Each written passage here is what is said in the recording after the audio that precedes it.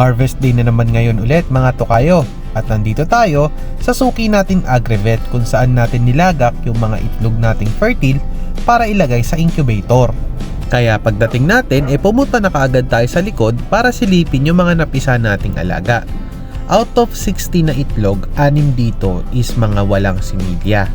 So sa 60 na yon, meron tayong 54 na confirmed na may similya. Ang maganda dyan mga katukayo is doon sa 54 na yon, meron tayong 48 na napisa. So ibig sabihin, napakataas ng hatch rate natin.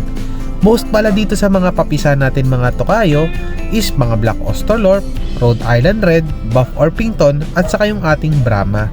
Buti na lang kahit papano may dalawang napisang Brahma. Ito kasi yung batch na kung saan nagkaroon tayo ng problema dun sa inahin natin Brahma at ayaw umitlog.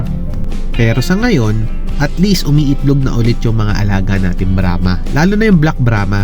Lumipat naman tayo sa kabilang brooder natin o yung sa batch 5. Ito is nasa 2 weeks na yung edad ng mga to. So medyo malapit-lapit na rin tong palitan yung ilaw at ibaba sa LED na 5 watts. Medyo magastos na rin kasi sa kuryente. Nag-average lang ako sa 250 per month. Pero dahil sa naglagay ako ng brooder at dumadami yung sisiw ko, umabot ako ng 800 itong buwan na to. Kaya kailangan lang natin magtipid din kahit papaano pag pwede nang palitan yung ilaw ng mga sisiw natin.